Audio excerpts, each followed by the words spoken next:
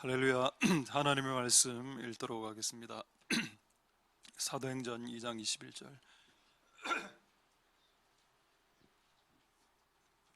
사도행전 2장 21절 한 구절 제가 읽도록 하겠습니다. 누구든지 주의 이름을 부르는 자는 구원을 얻으리라 하였느니라. 아멘. 제가 한번 짧게 한번 마지막으로 한번 기도하겠습니다. 할렐루야. 하나님 감사를 드립니다. 오늘 우리가 하나님의 집으로 예배드리기 위해 모였습니다. 우리에게는 이 예배가 그냥 평범한 것일 수 있습니다만은 이 예배를 드리고 싶어도 드리지 못하는 자들에게는 특별한 것이 될 수 있을 겁니다. 오늘 우리가 드리는 이 평범한 예배가 오늘 하나님께 드려지는 특별한 예배로 될 수 있도록 은혜 베풀어 주시옵소서. 코로나 상황에 많은 교회들이 특히 서울 경기 지역은 아예 예배를 안 드리거나 19명이 모여 예배를 드립니다. 하나님, 우리의 신앙에 타협할 수 있는 부분이 없다는 것을 깨달을 수 있도록 도와주시고, 우리가 하나님을 예배하는 이 시간을 세상과 거래하거나 타협할 수 있는 이게 건수가 되는 것입니까? 하나님께 예배하는 것을 어떻게 거래할 수 있으며 하나님께 예배하는 것을 어떻게 타협할 수 있는가? 오늘 우리가 예배하기 위해서 오늘 이 자리에 나와사오니 오늘 우리의 예배를 받아주시고, 우리는 예배나 이런 정말 소중한 것들을 타협하고 싶지 않습니다. 그래서 우리가 그런 마음으로 오늘 나왔으니 오늘 우리의 예배를 받아주시고 오늘 하나님 영광 받아주시옵소서. 우리에게 진리와 성령을 부어주시옵소서. 감사드립니다. 예수님 이름으로 기도드립니다. 아멘. 할렐루야. 우리 앞뒤로 좌우로 샬롬 임마누엘, 잠보 샬롬 임마누엘 인사드립니다.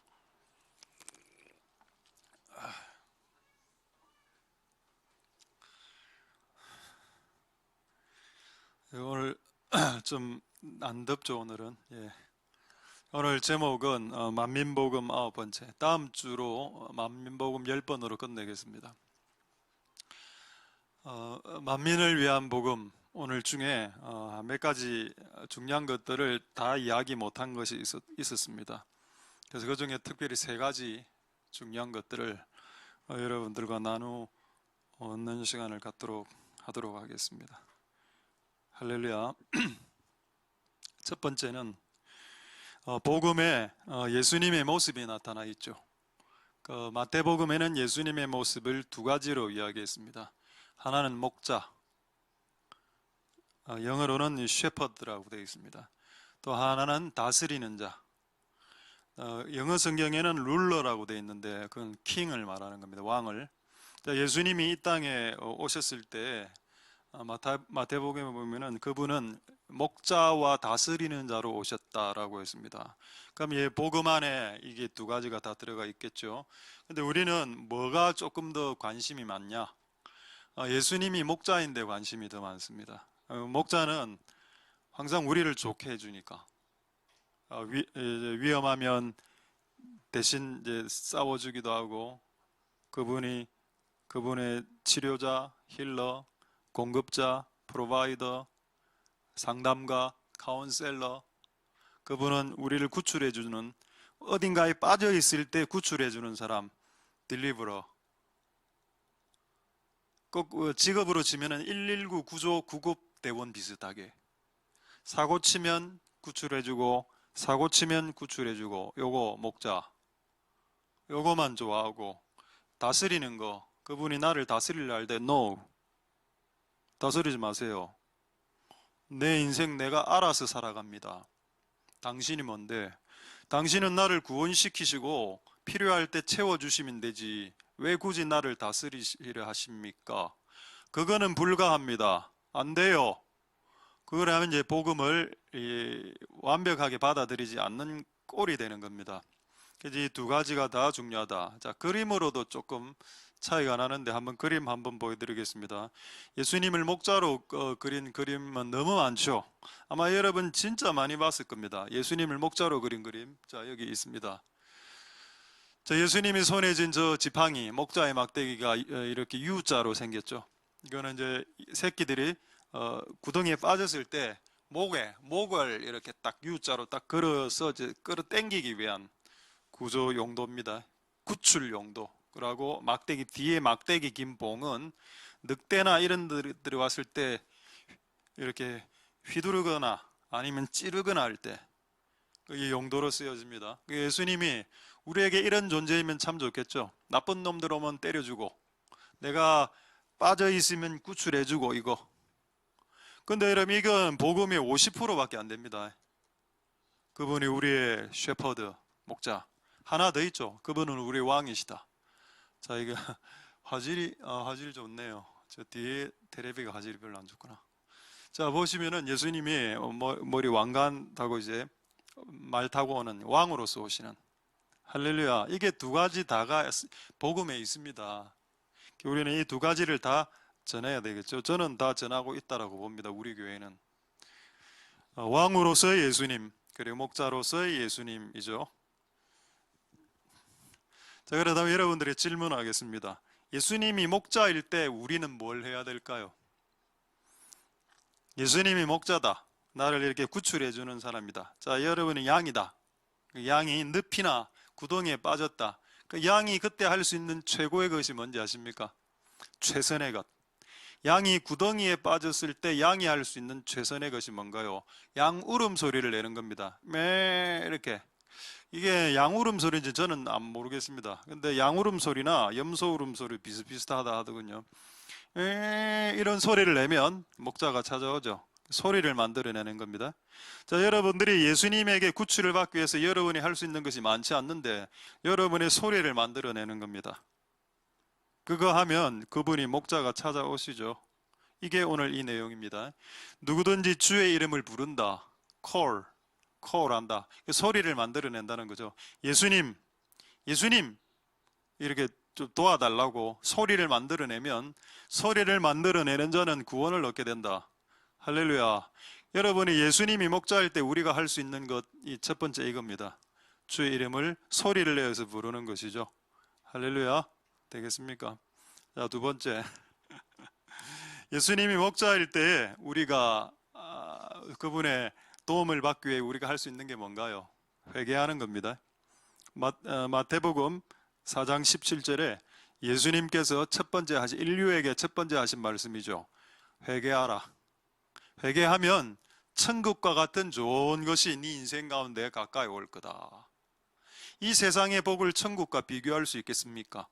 그 엄청난 천국을 주시는 전제 조건이 뭐냐? 회개. 자, 여러분 예수님의 도움을 받으려면 그분의 이름을 부르고 주 예수 그리스도의 이름을 부르고 그리고 그분 앞에 회개하면 그분의 도움을 받습니다. 할렐루야. 되겠죠? 이거는 매우 중요하면서 매우 간단한 겁니다. 자, 두 번째. 예수님이 복음에서 왕이라고 했죠. 왕입니다. 그분이 왕일 때 우리는 뭘 해야 됩니까? 잘 모르겠죠. 이걸 잘 모르는 게 당연합니다. 왜냐하면 목자 설교를 너무 많이 들었기 때문에 그분이 왕이실 때 난 뭘 해야 되지 잘 모른다네. 들어본 적도 없고 생각해 본 적도 별로 없어. 그냥 내가 힘들면 예수님 나를 좀 도와주세요. 내 몸이 아프니 내 몸을 치료해 주세요. 우리 자식이 힘드니 우리 자식 도와주세요. 돈이 없으니 돈 좀 주세요. 이거는 너무 익숙하니까 예수님이 왕일 때 어떻게 해야 되지? 잘 모른다. 여러분, 예수님이 왕으로서 예수님에게 어떻게 해야 되는지 또 마태복음에 나와 있습니다. 자, 마태복음 2장 2절에 처음 예수님을 만났던 인류, 동방박사죠. 자, 여기 참 재밌는 말씀입니다. 동방박사는 정확하게 알고 있었습니다. 예수님의 존재에 대해서. 예수님은 왕으로 나으신 분이다. 자, 예수님 이제 동방박사가 로마가 통치하는 그 예루살렘에 빡 가서 왕 어디 있냐? Where is 왕? Where is king? 왕 어디 있어? 이랬습니다. 왕 앞에서. 헤롯 대왕 앞에서 왕 어디 있어? 이랬다 이래 하니까 그러니까 이제 죽을 뻔했죠. 근데 어쨌든 그렇게 했을 때 이들의 고백, 그 헤롯 왕 앞에서 한 고백이 뭡니까? 나 경배하러 왔는데요. To worship. 여러분, 여러분이 믿는 예수님이 왕일 때 인간은 예배하게 되어져 있습니다. 할렐루야. 여러분, 예수님을 단지 구세주, 세이비어, 구세주, 구출자, 해결사라고 생각하지 말고 그분을 킹, 그분을 왕으로 생각하면 여러분들은 오늘 예배하게 됩니다. 그래서 여러분 이 예배 시간 소중하죠. 할렐루야. 여러분 저 장류에 제가 어제 장류의 교회 갔다 이 근처 김해 교회 한번 가봤는데 오늘 19명 예배 드린답니다. 100명 모이는 개척교회인데 19명 예배. 그래서 19명 어떻게 선정합니까? 물었더니 목사님이 이제 신앙 좋은 조금 이제 교회 헌신 많이 하고 서로 예배 올라 하니까 그 세 가정 뽑아서 19명 예배 드린다. 아, 내가 너무 기가 차서요.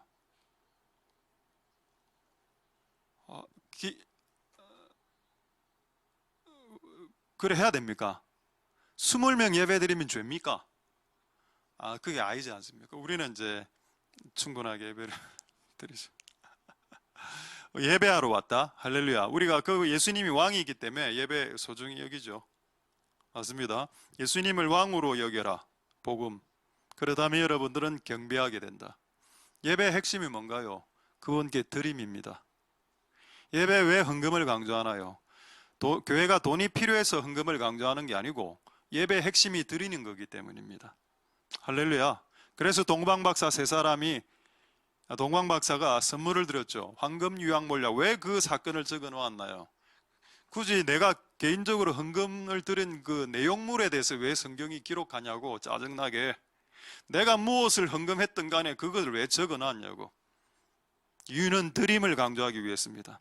그분이 왕일 때 우리는 드리고 싶죠. 그분을 높이고 싶습니다. 그게 예배죠. 할렐루야. 그럼 여러분들이 진정으로 예수님을 예배하려면 그분이 왕이라는 걸 인식해야 된다는 겁니다. 그냥 구출자로만 받아들이면 그분 나 해결사야. 이 정도로는 예배가 안 된다. 그분이 나의 왕이다. 나를 다스리는 왕이다. 그래 돼야 예배를 하게 되겠죠. 할렐루야. 자, 요 부분 예언이 있었습니다. 자, 어디 예언이 있었는가 하면 말라기 1장 11절에 보시면은 많은 이스라엘 사람들이 하나님을 왕으로 인정하지 않았습니다. 그래서 예배를 드릴 때 어떻게 드렸는가? 예배는 드리긴 드렸는데 드릴 때 가장 싸구리로 예배를 드린 겁니다. 떡도 자기들 안 먹는 거 먹다 남은 빵, 더러운 떡. 그러면서 무슨 말까지 했냐?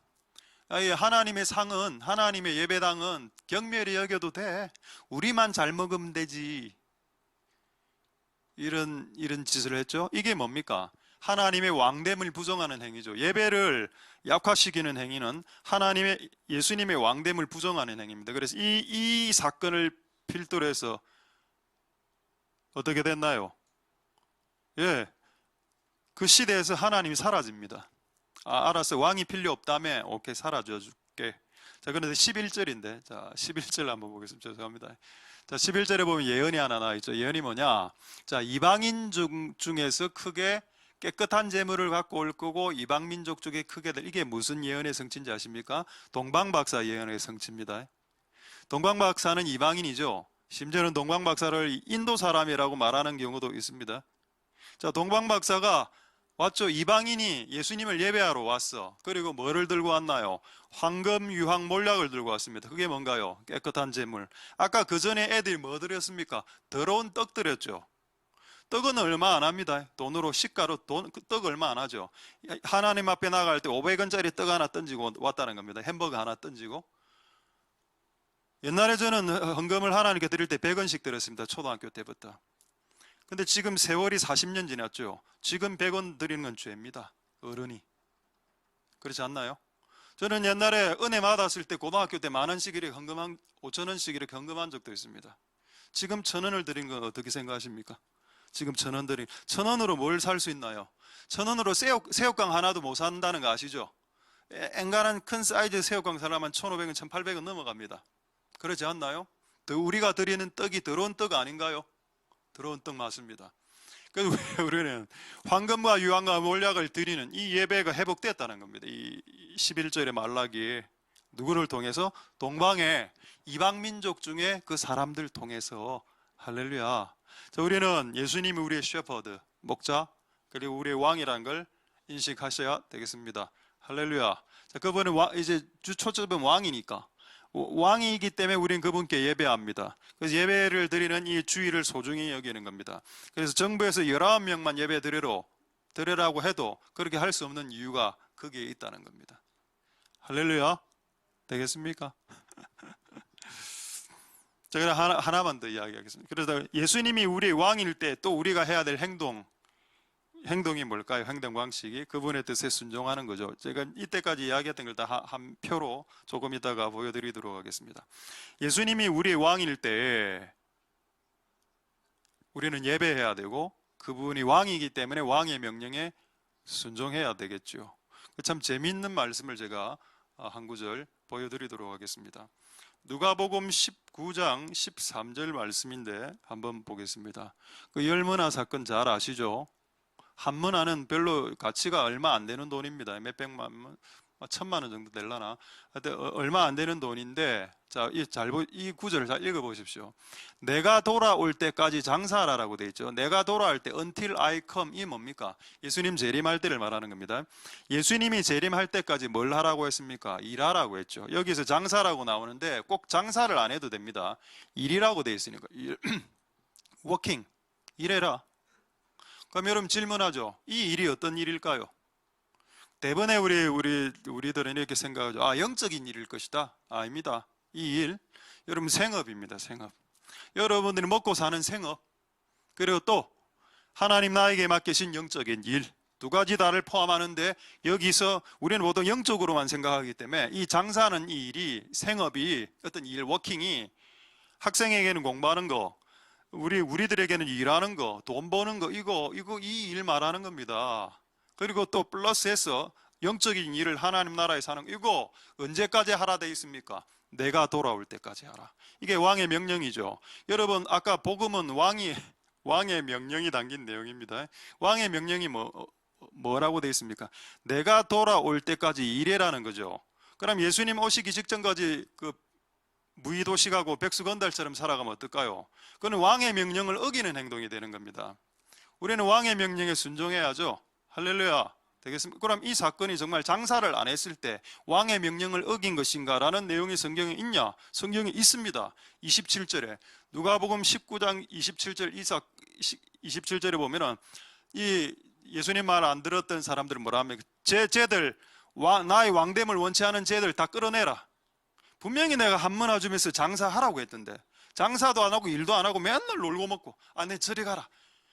내가 왕 되는 거 싫어하지? 오케이, 가. 여러분, 왕의 복음의 내용이 복음에 들어가 있습니다. 이건 누가복음이죠. 누가복음 안에 우리가 잘 깨닫지 못하는 왕의 복음이 들어가 있다는 겁니다. 할렐루야. 그분의 명예에 순종하는 것이 복음의 한 요소가 맞습니다. 할렐루야. 자, 마지막 하나만 더. 이 전체 첫 번째 내용의 마지막 하나. 마태복음 24장 39절 한번 보겠습니다. 자, 39절에 여기서 중요한 단어가 뭔가요? 인자의 임함이죠. coming이 뭡니까? 예수님 재림, coming of the Son of Man, 지저스죠. 예수님이 다시 재림하는 거. 자, 재림 때 이와 같다라고 했습니다. 자, 그렇다면 그 다음 41절로 넘어가겠습니다. 분명히 예수님 재림하시죠. 근데 재림 직전에 뭐가 있습니까? 여기 두 사람은 남자를 말합니다. 맨이 밭에 있다. 밭에서 뭐 하나요? 노름합니까? 아니죠. 밭에서 일하고 있습니다. 언제까지?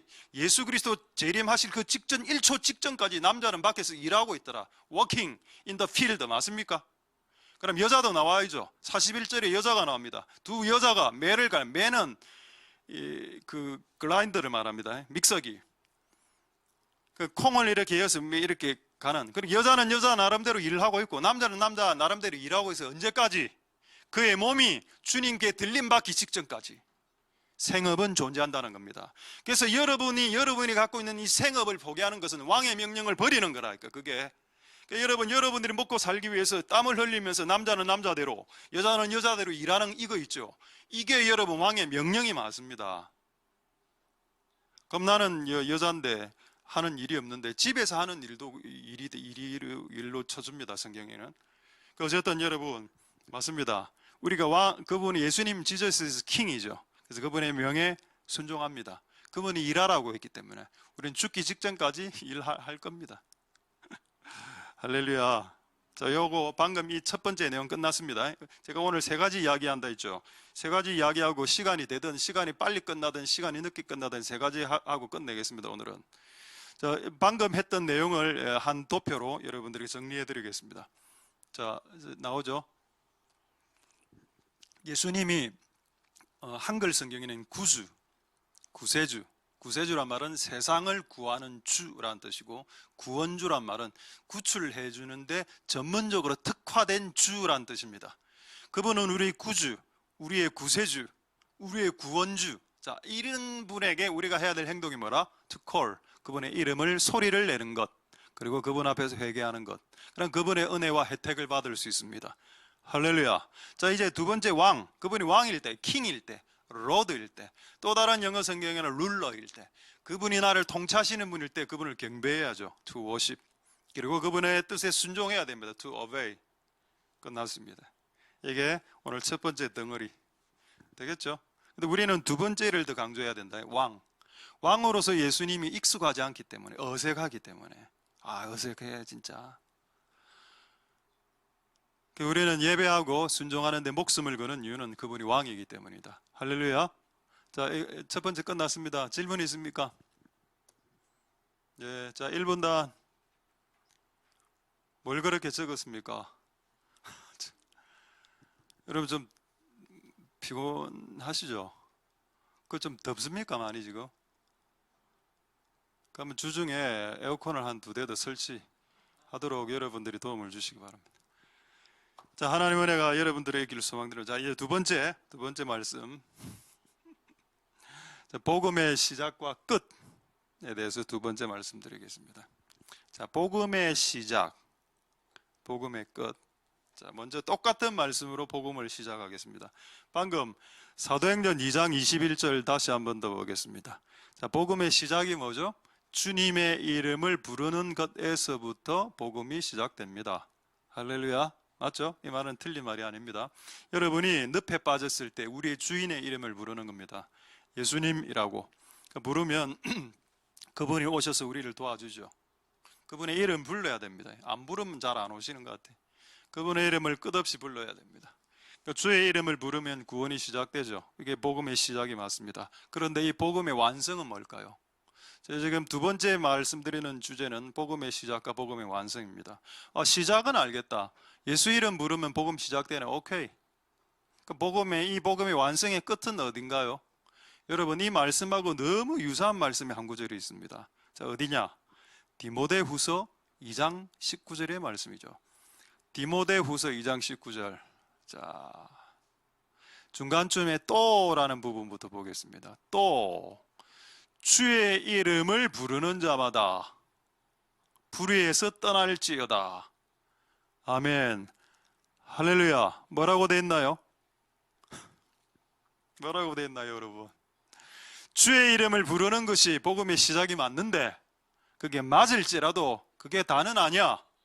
주의 이름을 부른 후에 얼마나 자기 마음대로 살아가는 인생들이 많은데, 그러니까 복음이 찌그러지고 빠개지고 부사지는 거 아닙니까? 자, 주의 이름을 불러서 복음이 시작되었으면 그렇게 부른 그들은 하나님이 원하시는 뜻으로 살아가면서 불의에서, 악에서 떠나고 죄에서 떠나는 삶으로 여러분이 받아들인, 여러분이 불렀던 그 이름에 대한 그 가치, 예수 이름이라는 가치, 그 존경과 그 품격과 그 가치를 입증해야 됩니다. 여러분의 삶으로. 할렐루야.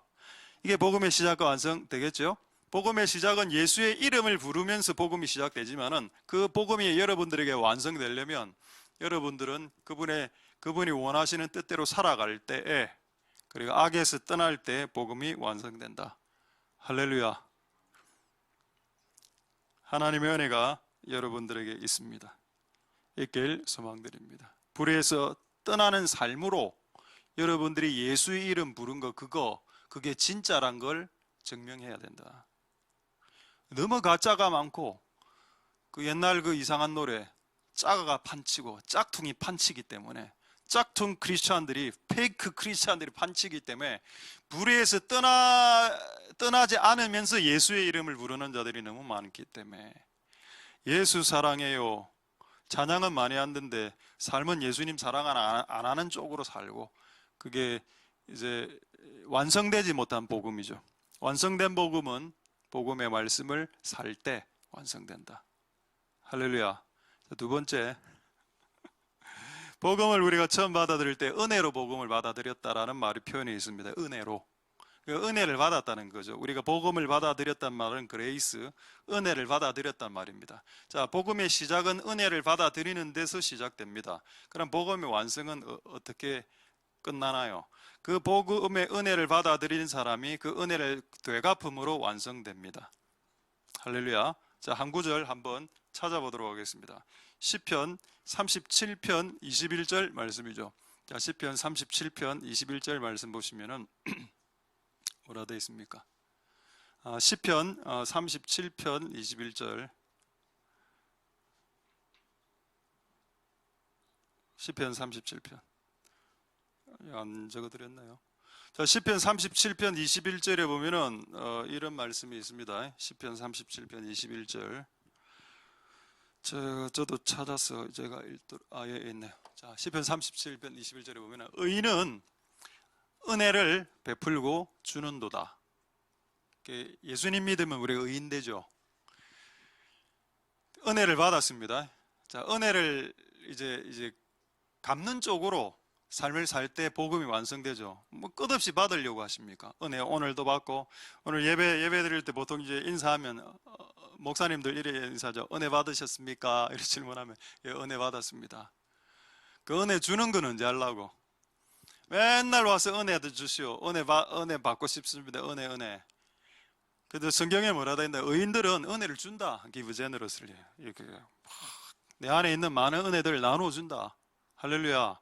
복음이 여러분 안에서 완전히 완성되려면 하나님께 받은 은혜를 되갚아야 됩니다.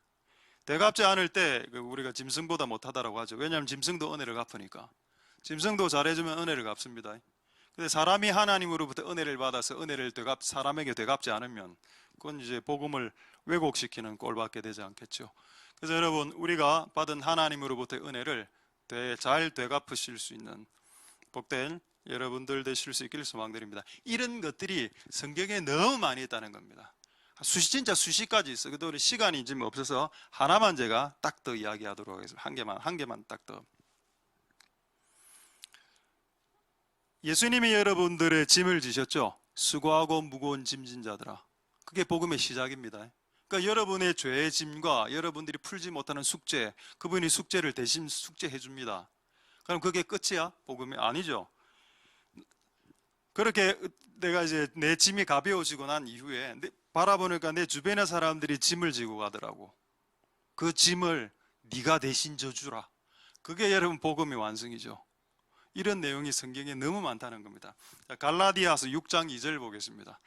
자, 수고하고 무거운 짐들을 여러분들은 예수님이 대신 지어 주실 겁니다. 할렐루야. 그게 복음의 시작이죠. 근데 복음의 완성이 뭐냐? 저기 완성이란 단어 나오시죠? 성취. 저게 완성이란 단어입니다. 풀필. 어떻게 복음이 그리스도의 법, 그리스도가 법을 제정한 적이 있습니까? 예수님이 법을 로를 제정한 적이 있나요? 이 그리스도의 법은 복음을 말합니다. 예수님이 제정한 법은 복음밖에 없죠. 예수님이 제정한 그리스도의 복음 가스펠을 말하는 겁니다. 복음은 복음을 완성하는 방식이 있다는 겁니다. 그게 뭐냐? 예수가 너희 짐을 지는 것으로 복음이 완성되는 게 아니고 내가 너의 짐을 앗아갔지. 그러면 이제 너 옆에 있는 짐을 대신 지어주는 거야. 그렇게 할 때 복음이 성취돼. 할렐루야. 되겠습니까, 여러분? 우리가 복음을 알죠. 잘 압니다. 근데 왜 복음이 완성되지 못했나요? 성취. 그저 해야 될 걸 못 안 하니까. 내 짐은 예수님이 시시때때로 갖고 가는데 남의 짐은 결단코 지고 싶은 마음이 없는 다른 사람의 무거운 짐을 이렇게 들어주는 겁니다. 쉽지 않죠? 쉽지 않습니다. 근데 이렇게 해야 복음이 완성된답니다. 할렐루야. 자, 그러면 이렇게 정확하게 질문할 수 있겠죠. 왜 보고 내 주변에 있는 많은 그리스도인들은 그렇게 짓눌려서 살아가고 자유롭지도 않고 정말 힘들게 살아가는 그리스도인들 거의 다 안 그렇습니까? 대다수가 힘들게 살아가는 것 같죠? 그리스도인들이 왜 그럴까요?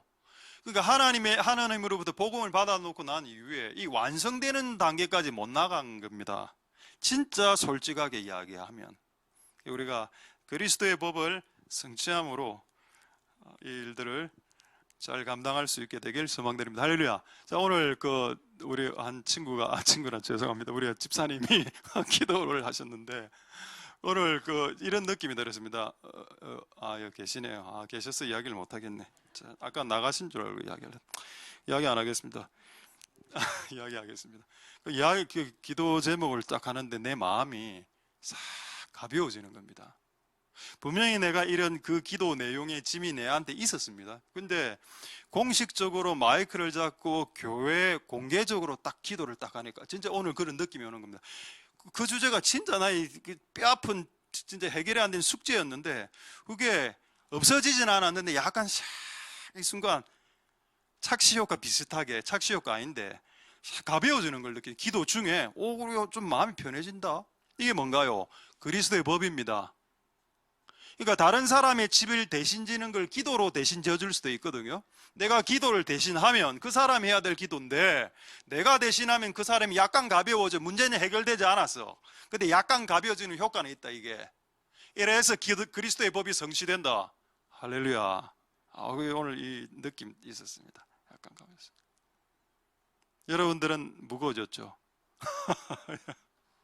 여러분들도 여러분 기도하면 가벼워집니다. 예를 들어 제가 실습해 볼게요. 이쪽에 공부로 고민하는 친구들, 하나님 우리 이 친구들이 공부에 대한 짐에서 벗어나게 해주시옵소서. 예수님으로 기도합니다. 이걸 공개적으로 하면 이 아이들 마음이 약간 가벼운 마음이 든다는 거예요. 이게 매우 놀라운 신비한 법칙이죠. 그러니까 어쨌든 짐을 서로 질 수 있게 하나님 해놨다는 겁니다. 기도를 통해서 그들의 짐을 대신 져주는 이런 일들을 감당하게 되면 복음이 완성된 교회가 되고 그리스도의 법이 성취된 교회가 되어 얼마나 많은 사람들이 그들의 짐을 우리들에게 던지기 위해 이 교회로 몰려들 수 있겠습니까? 할렐루야. 되겠죠. 그래서 여러분 복음을 머리로만 헤드로만 알지 말고 복음을 여러분의 삶과 행동으로 완성시킬 수 있는 복된 여러분들 되실 수 있길 소망드립니다. 할렐루야. 자, 이제 마지막 세 번째, 제가 지난주까지 십자가를 진다라는 설교를 했습니다. 사람들이 십자가를 진다라는 의미를 잘 모르는 것 같아서 이 주제를 마지막으로 한 덩어리 말씀하고 말씀 마치겠는데, 이 말씀하기 전에 그리스도인들이 갖고 있는 오해 하나 풀도록 하겠습니다. 오해가 뭐냐? 그리스도인이 복음과 관련돼서 오해를 하나 갖고 있는데, 예수님이 십자가에 못 박혀 죽으셨다, 끝, 그거로 됐다 라는 오해를 갖고 있는 겁니다. 예수님만 십자가에 못 박혀도 된다, 굳이 내가 십자가에 못 박힐 필요 없다, 예수님만 박히셔도 돼, 완성하셨으니까, 그분만으로 충분하시니까 예수님 한 분만 달려도 되지, 굳이 왜 내가 박혀야 되는데, 이 복음이죠. 나는 박힐 수 없어, 복음. 나는 절대 안 박힐게야, 복음. 왜? 예수님 박힌 것으로 충분하니까, 복음. 정신 차리라. 이런 복음이 아니라 우리가 알고 있는 복음이. 자, 갈라디아서 2장 20절 보겠습니다. 자, 이 십자가와 관련돼서 예수님이 우리에게 십자가에서 죽으셨죠. 근데 갈라디아 2장 20절 한번 보십시오. 뼈도 박도 못하게 적어놨습니다. 내가 그리스도와 함께 못 박혔다. 맞습니까? I have been crucified with Christ and me 라 되어 있습니다. 그리스도와 내가 동시에 박혔다. 와, 이런 복음이 있었나?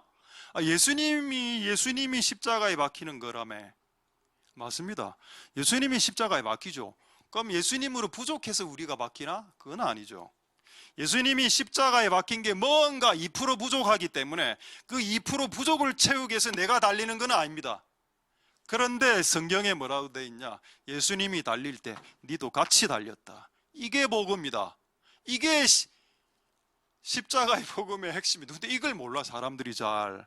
예수님만 달리면 되죠. 오케이, 난 안 달릴래요. 뭐 이런 식으로 나온다든가. 그렇습니다. 우리도 같이 십자가에 달리시는 복된 여러분 되실 수 있길 소망드립니다. 자, 그래서 십자가에 달린다는 의미가 뭔지 그것만 보고 말씀을 마치도록 하겠습니다. 십자가에 달린다. 대체 이게 무슨 말인가? 자, 가장 잘 설명하는 구절, 일단 한 구절을 딱 보겠습니다. 갈라디아서 5장 24절에 십자가에 죽는다는 말이 뭔가? 자, 이거를 갈라디아에서 이제 사도 바울이 조금 다르게 표현했죠. 십자가에 죽는다라는 것은 네가 너의 정을 못 박는 거고 욕심을 못 박는 거예요. 저는 이렇게 배웠습니다. 알고 있었고, 근데 성경을 자세히 읽어보니까 뭐라고 되어 있는가 하면은 앞에 육체가 있었습니다. 육체가. 나는 이 구절을 외우고 있었는데, 이 구절을 외울 때 정과 욕심을 못 박아야지, 나의 욕심, 나의 정욕 이런 거 때려 박아야지, 이렇게만 생각했는데 앞에 육체를 놓치고 있었다고. 여기 보면은 육체라는 게 잘 안 보이죠. 근데 킹 제임스 버전에 보면 정확하게 나옵니다. 킹 제임스 버전 혹시 죄송한데 떼어줄 수 있을지 모르겠는데, 예, 아니, 그게 킹 제임스 버전에는 뭐라 되어 있는가 하면은 육체를 플래시라고 정확하게 적어놨습니다. 플래시. 그게 뭡니까? 뭐 섬광 이런 게 아니고 플래시, 살을 플래시라고 하죠. 플래시. 바디. 킹 제임스 버전에는 body라고 정확하게 표현되어 있습니다. 플래시 나오죠. 살들. The flesh and 그 다음에 정과 욕심입니다. 그러니까 총 3개가 못 박히네. 저는 앞에 걸 몰라. 근데 앞에 게 왜 중요하다는 걸 오늘 알았습니다. 우리가 십자가에 못 박힐 때 못으로 박히죠. 못이 없으면 십자가에 못 박힙니다. 여러분, 십자가에 박히려면 필수적으로 못이 필요하죠. 그리고 이 못으로 우리의 어떤 부위를 못 박습니까? 우리의 영을 못 박을 수 있습니까? 우리의 혼과 정신을 못 박을 수 있는 일단 몸을 못 박는 거 아닙니까? 몸을 때리고 박고. 이거를 놓치고 있었다. 저도 목사로서. 근데 이걸 놓친 게 너무 큰 실수였다. 그런 걸 조금 있다가 다시 증명하겠습니다. 일단 몸이 바뀌어야 된다. 바디가 딱 박히고, 그 다음에 우리 정신도 박아버립니다. 우리의 정과 욕심, 이건 정신적인 영역이, 그것도 십자가에 박아버립니다. 근데 이게 무슨 말일까? 특히 나는 앞에 저거 육이 왜 지금 이 시점에 예수님 다 박혔는데 왜 내 육신이 박혀야 되냐고. 근데 주의 은혜로 깨닫게 됐죠. 자, 이걸 매우 중요한 주제입니다. 이게 가장 중요한 주제죠. 고린도후서 12장 7절 한번 보겠습니다. 예수님이 지금도 여러분의 육신을 십자가에 못 박을 수도 있습니다. 어떤 의미인가? 자, 고린도후서 12장 7절에 보시면은 사도 바울의 몸에 가시가 있었다. 이게 가시가 썬이라고 나오는데, 저는 오늘 이게 어떻게 느껴지는가 하면 이게 사도 바울을 십자가에 박아버린 못이었다. 이게 가시인데, 이게 육신의 질병이 있어요. 그에게는 모든 사람들에게 다 육신의 질병으로 가시가 되는 건 아닙니다. 각 인생별로 다 다릅니다. 가시가 되는 거는. 근데 이 사도 바울에게는 육신의 질병이 있었는데 그게 그에게 가시로 들어왔다는. 그리고 이 병 안 낫게 해주셨죠. 이거는 여러분 이해해야 됩니다. 사도 바울은 이 병을 못 나섰어요. 죽기까지. 그리고 이걸 없애달라고 몇 번 기도했더니 하나님, 이게 있는 것이 너에게 은혜라고 했습니다. 그리고 이유를 가르쳐줬죠. 네가 너무 교만하다. 얘가 자고 나옵니까? 자고가 뭔가요? 스스로 높이고 스스로 자기를 높이고 교만하게 하는 거. 자고하는 거. 이렇게 되면 안 된다. 이렇게 되기 때문에 영어 성경에는 뭐라 되는가 하면 from become conceit라는 단어가 뭔가 하면 자고하다입니다. 교만하다. 네가 교만하는 거로부터 빠져나오게 하려고 네에게 육체의 가시를 찔렀다 이놈아. 그래서 이건 안 없으신다. 미안하다. 여러분, 이거를 이해할 수 있을까요? 저는 이게 이해가 됐습니다. 오늘. 이게 십자가의 못이구나. 사도 바울이 끝없이 십자가에 매달려 있으려면 자기를 찌르는 찌름이 있어야 됩니다. 되겠죠? 자, 아직 잘 이해가 안 되나요? 그럼 한 몇 구절 더 보겠습니다. 잠언 20장 30절 보겠습니다. 왜 육체를 박아버린다는 말이 성경에 있는지를, 왜 육신을. 여러분 이거 진짜 잘 이해해야 되는 구절입니다. 이거 저도 교육학을 에듀케이션 교육학을 전공했기 때문에 교육학 사조 중에 자유주의 사조가 있습니다. 리버럴. 애들 패지 마라. 애들은 무조건 칭찬만 해라. 거기가 배가 망신하는 집안 나오는 겁니다. 그래 되면은. 근데 성경적인 교육과는 뭔가 애들 패라라고 되어 있습니다. 근데 팰 때 그 원리는 하나죠. 사랑으로 때려라. 네가 사랑으로 때리지 않을 것 같으면 때리지 말아라고 나와 있습니다. 성경에. 네가 사랑으로 때릴 그게 마음의 준비가 안 됐으면 아예 안 때리는 게 맞아. 근데 네 안에 사랑이 충만하면 그때는 때려도 된다. 왜? 그때 맞으면서 아이들은 사랑을 느낄 것이기 때문에. 근데 여기 한번 보십시오. 때리긴 뭘 때립니까? 육을 때리죠. 어떻게 영혼을 때립니까? 영혼은 못 때리지. 근데 몸은 때릴 수 있잖아. 근데 몸을 때렸는데 어떻게 된다? 몸을 얻어맞으니까 악이 없어지더라. 이건 제가 경험해 봤습니다. 싸움 잘하죠. 싸움 말 잘해도 내 몸에 딱 오늘 몸살 딱 걸려 보십시오. 못 싸웁니다. 힘이 다 빠지거든요. 육신이 아프면 싸움을 할 수가 없습니다. 왜? 에너지가 다 빠져버리니까. 육을 못 박는다는 의미를 그냥 여러분 쉽게 보지 마십시오. 쉽게.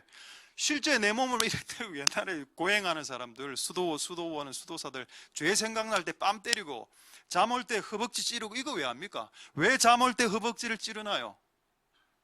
아무도 안 찌릅니까 우리는? 좀 찔러. 좀 잠 올 때 푹 찌르고. 왜 그러면 허벅지를 찌르는데 정신이 맑아집니까? 이런 원리를 하나님이 인간을 그렇게 만들어놔도 이런 시스템 메커니즘으로 인간은 육을 맞으면 정신이 말짱해지는 이런 효과가 있다는 이런 그게 하나님께서 만든 게. 십자가에 내 몸이 박힌단 말은 아까 그 육체 가시 질병이죠. 그게 나를 찌른다는 말은, 또 나를 상하게 때린다는 말은 결국 내 안에 있는 죄성을 없앨 수 있는 하나의 수단이 되는 겁니다. 그래서 우리를 딱 이렇게 박는 겁니다. 할렐루야. 되겠죠? 자, 가시 한번 보여드리겠습니다. 가시, 육체 가시. 가시 사진 하나 있을 겁니다. 쏜, 영어로는 쏜인데 사진 없습니까? 예, 가시 보이죠? 뭐하고 닮았습니까? 그렇죠. 십자가의 못하고 똑같습니다. 십자가의 못 지난주에 썼던 거 이거. 예수님 못 박았던 요 못 있죠. 요 앞부분하고 저 가시 앞부분하고 똑같죠. 저게 무슨 말입니까? 여러분들의 죄성과 이걸 더 잘 없애게 하기 위해서 하나님께서 각각의 인생마다 가시를 주셨다는 겁니다. 그래서 여러분 그걸 즐기시고 찔릴 때마다 내 안에 자고하는 교만하는 이 근성, 교만하는 정욕, 교만하는 욕심 이런 것들을 없애야 되는구나라고 깨닫는 은혜의 기회가 다 될 수 있게 되길 소망드립니다. 할렐루야. 십자가에서 죽는 의미 마지막. 자, 십자가에서 죽는다는 의미는 내 육체를 박고 내 정과 욕심을 박는 겁니다. 나의 정신을 박아버리고 심지어는 내 육신까지도 박아버리죠. 실제로 육신을 박아버릴 때 영이 깨어나는 역사가 일어납니다. 실제로 많은 사람들이 아플 때 예수를 믿죠. 왜 그럴까요? 몸이 건강하고 팔팔할 때는 예수를 잘 안 믿어. 근데 거의 다 죽어갈 때 다 예수 믿죠.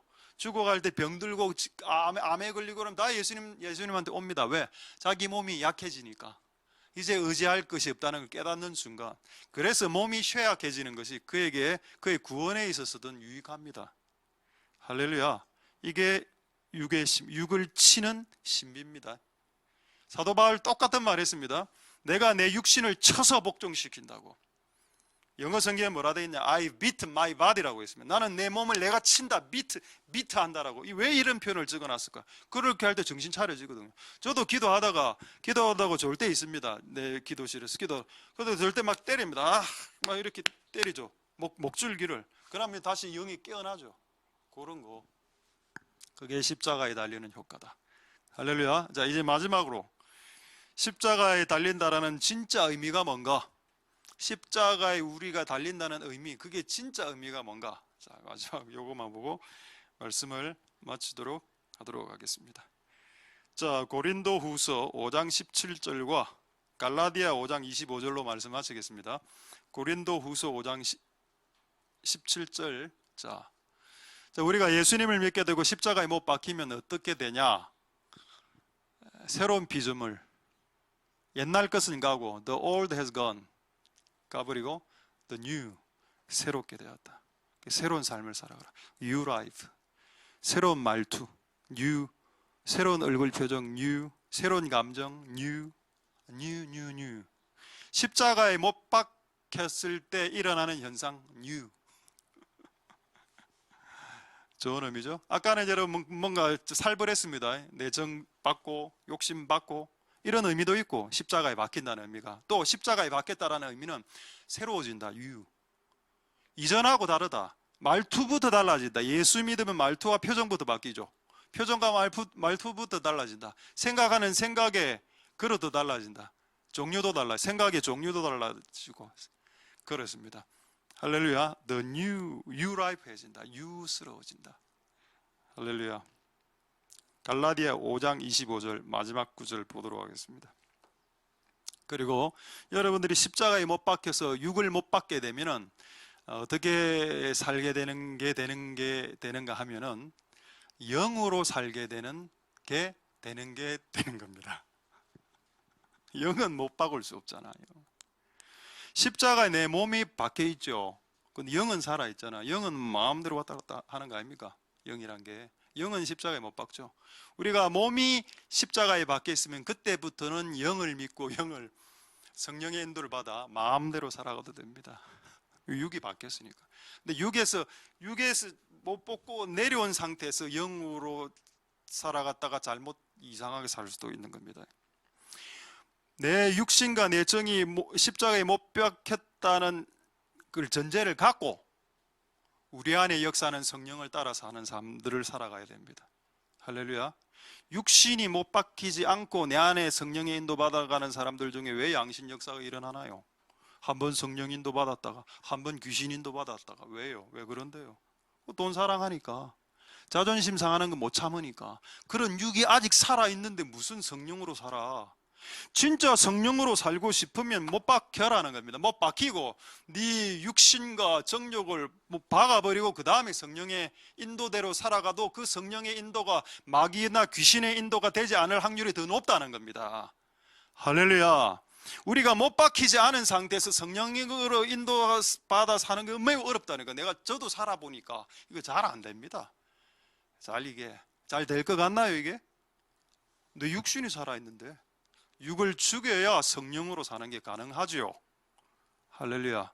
자, 이게 영어 성경을 보겠습니다. 아마 이게 NIV인가요? NIV 성경에는 성령으로 행하다 스텝 바이 스텝, 한 걸음 한 걸음 주님과 스텝.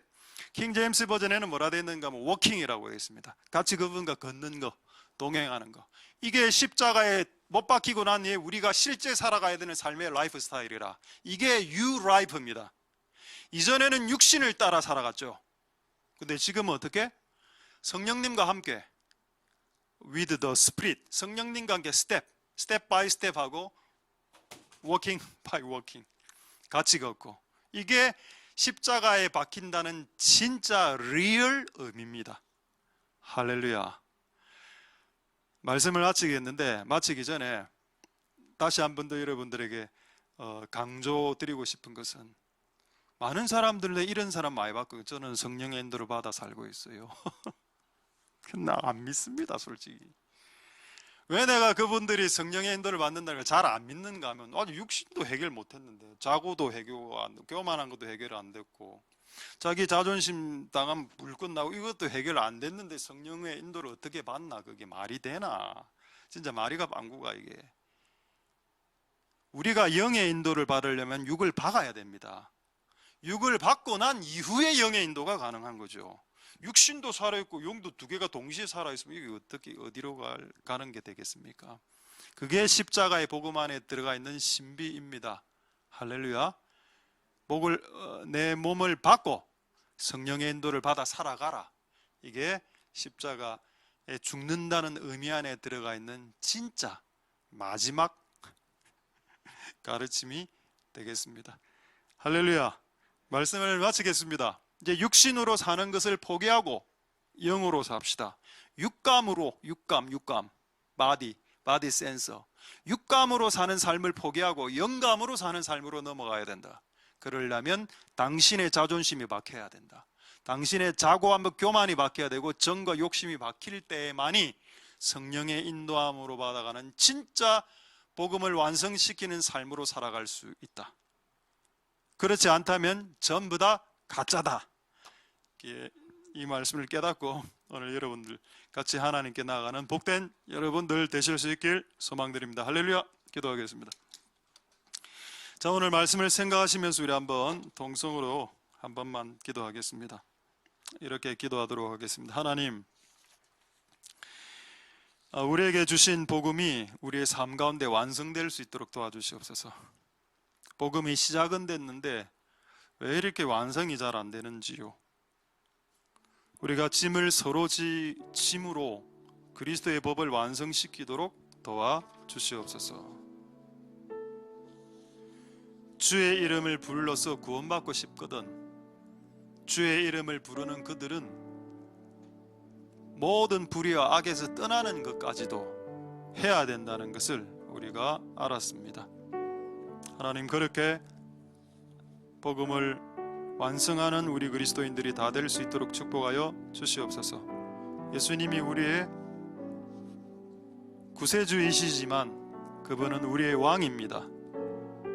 그리고 그분은 우리의 경배를 받으셔야 하고 우리의 순종을 받으셔야 합니다. 그것까지도 복음 안에 들어가 있다는 것을 오늘 우리가 이 시간을 통해서 알게 됐으니 그렇게 행할 수 있도록 축복해 달라고 우리 마지막으로 통성으로 기도하도록 하겠습니다. 할렐루야. 하나님 감사를 드립니다. 하나님 역사하여 주시고 기름 부어주시기를 소망드립니다. 하나님 아버지 도우소서. 우리가 예수님이 우리의 목자, 예수님이 우리의 구출자, 그분은 우리의 구세주, 그러나 그분은 우리의 왕, 그분은 우리의 통치자, 그분은 우리를 다스리는 자이십니다. 우리가 그분을 왕으로 믿는다면 우리는 그분께 경배할 것이고 그분께 드릴 것이고 그분의 이름을 높이게 될 것입니다. 하나님 아버지, 우리가 십자가에 달리는 삶을 살고 싶습니다. 우리의 육신을 못 박습니다. 우리의 정과 우리의 욕심을 못 박아버립니다. 그렇게 되고 난 이후에라야 성령의 인도를 받는 삶이 가능합니다. 내 육신이 살아있고 내 자존심과 분노가 살아있는데 어떻게 성령의 인도를 받을 수 있다는 말입니까? 하나님 아버지 도와주시옵소서. 우리가 성령의 인도를 받는 진짜 십자가에 못 박힌 자의 삶을 살아갈 수 있도록 우리의 몸이, 우리의 육체가, 우리의 살이, 우리의 바디가 날마다 십자가에 못 박힐 수 있도록 도와주시옵소서. 우리의 정과 우리의 욕심을 못 받게 해주시고 하나님 성령과 함께 동행하면서 날마다 스텝 바이 스텝으로 살아가는 복된 우리들이 다 될 수 있도록 축복하여 주시고 역사하여 주시옵소서. 우리 하나님께 찬양 올리도록 하겠습니다. 예수 하나님의 공의.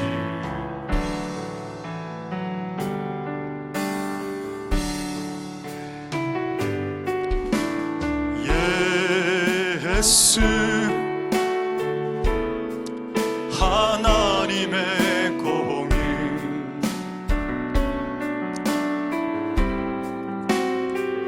주 독생자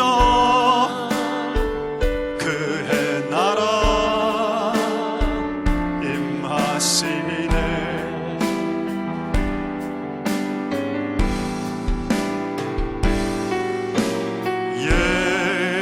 예수 재물이 되신 주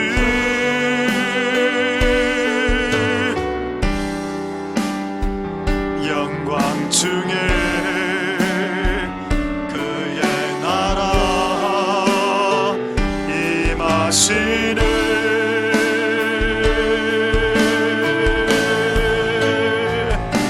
주의 나라 영원하며 주의 영광 무궁하리. 왕의 위엄과 능력이 이제 임하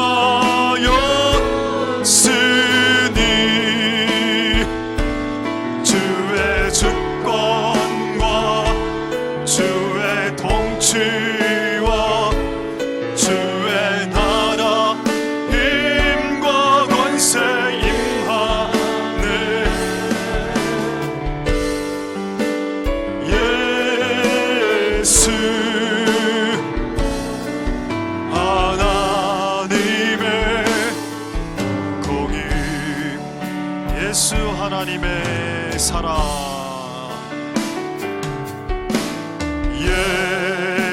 예수 하나님의 사랑 주 은혜와 말씀으로 나타났네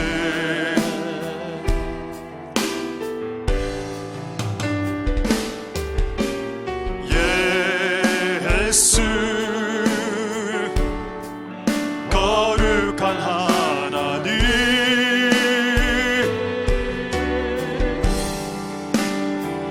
영광 중에 그의 나라 임하시네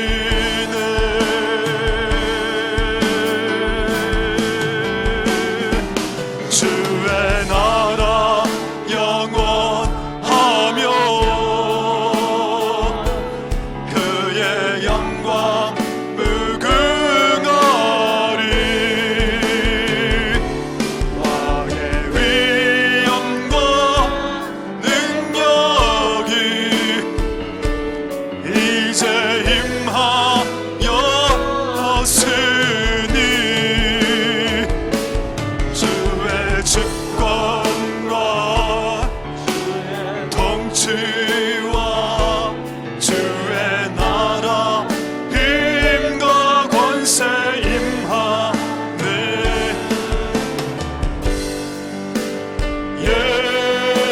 예수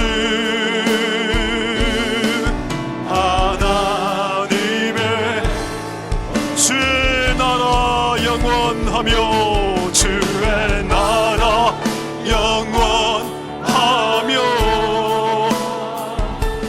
그의 영광 무궁하리 왕의 위엄과 능력이 이제 임하였으니 주의 주권과 주의 통치와 나라 힘과 권세 임하네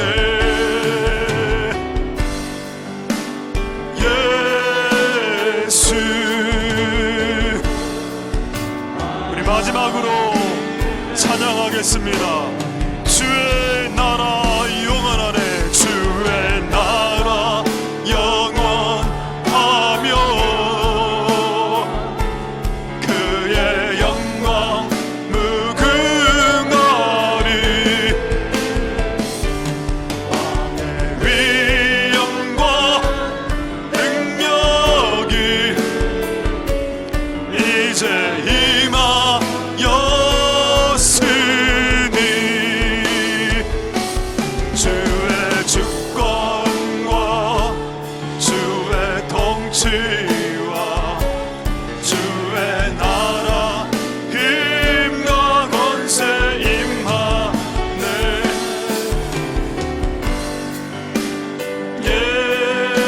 예수 하나님의 공의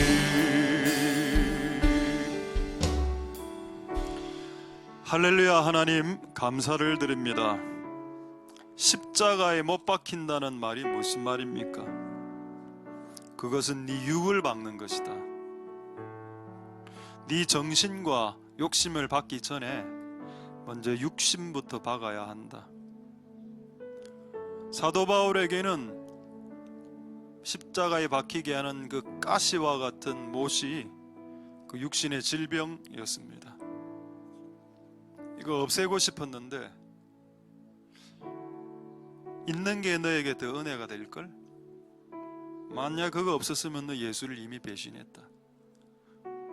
많은 사람들이 잘 해결되지 않은 숙제와 질병과 뭐 여러 가지 많이 있습니까? 아니면 태어날 때부터 병을 타고난다는 거 이런 거예요.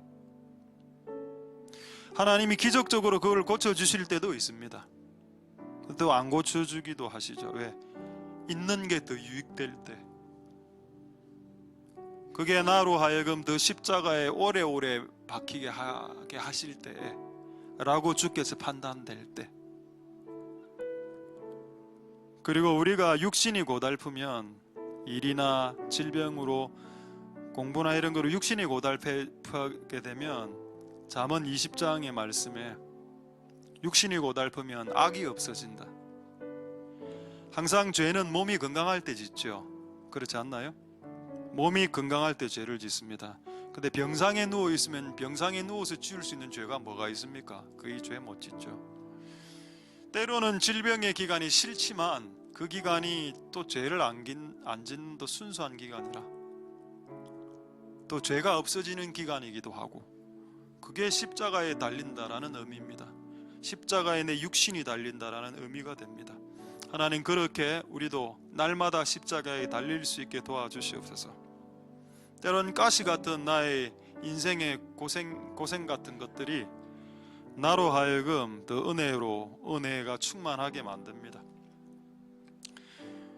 또 육신이 박혔을 때 그 다음에 성령의 인도로 살아가는 게 가능해지죠. 육신이 박히지 않았을 때는 이게 성령의 인도인지 악령의 인도인지 만구 내 생각인지 영이 분별이 안 됩니다. 근데 못에 딱 박히고 나면 요거 마귀의 유혹이지, 이게 하나님의 축복이네, 이게 만구 내 생각이네, 그걸 구분할 수 있게 되는 겁니다. 그래서 못에 박히는, 십자가에 박히는 삶이 빌립보서 1장 21절에는 네가 십자가에서 죽는 것이 너에게 유익이다. 그 유익을 오늘 우리에게 허락하여 주옵소서. 십자가에 달리기 전 나는 육신으로 살았습니다. 나는 육감으로 살았습니다. 그러나 십자가에 달린 후 나는 영으로 살고 나는 영감으로 삽니다. 그렇게 살아가는 복된 우리들이 다 되게 축복하여 주옵소서. 많은 교회가 정부와 거래하고 타협했습니다. 19명 예배 인원을 지키면 그건 좀 깨어있는 교회, 말 잘 듣는 교회. 나중에 예수님 심판날에, 그리스도 심판날에 분명히 질문할 겁니다. 너 그때 왜 19명 예배 드렸냐?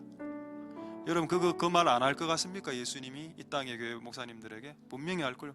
너 왜 그때 2년 동안, 코로나 심각할 때 2년 동안 19명 예배 드렸니? 한번 이야기해봐. 성경에 뭐라 기록되어 있나요? 입이 있어도 유구무원이라 말할 수 없더라. 우리의 신앙은 그리스도의 심판대 앞에서 변명해야 됩니다. 그때 여러분 변명할 것이 있기를 소망드립니다. 우리는 그 코로나 시국에 예배 드렸습니다. 왜? 예배는 거래하거나 타협의 대상이 되지 않으니까요. 또 우리는 예수님을 왕으로 모시기 때문에 왕으로 모시는 자는 예배하려고 합니다. 동방 박사가 목숨 걸고 헤롯 대왕에게 실제 죽을 뻔했습니다. 목숨 걸고 한 번 예배드리고 고국으로 돌아갔죠. 그의 평생에 단 한 번의 예배, 목숨 건 예배, 그리고 천국에 가면 그 동방 박사를 만날 수 있습니다. 왕으로 진정으로 예배드린 자들을 구원시키는 하나님, 오늘 이곳에 우리가 이 코로나를 뚫고 그분을 왕으로 모시고 예배하러 나왔사오니 오늘 이곳에 나온 모든 자들을 축복하여 주시옵소서. 주께서 복 내려주시고 상급을 내려주옵소서. 우리 자녀들 중에 아픈 자들이 있고 기도가 필요한 자들이 있는데 주님 치료하여 주시옵소서. 그분은 힐러, 그분은 치료자, 그분은 공급자, 프로바이더, 그분은 위로자, 그분은 우리를 지지해 주는 분. 우리의 자녀들을, 다음 세대들을 일으켜 세워주시고 치료시켜 주시옵소서. 모든 영광 하나님 홀로 받으시옵소서. 감사드립니다. 예수님 이름으로 기도드립니다. 아멘. 우리가 알거니와 하나님을 사랑하는 자, 곧 그 뜻대로 부르심을 입은 자들에게는 모든 것이 합력하여 선을 이루느니라. 여호와는 내게 복을 주시고 너를 지키시기를 원하며, 여호와는 그 얼굴로 내게 비치사 은혜 베푸시기를 원하며, 여호와는 그 얼굴을 내게로 향하여 되어서 평강 주시기를 원하노라. 주 예수 그리스도의 은혜와 하나님의 사랑과 성령의 교통하심이 너희 무리와 함께 있을지어다.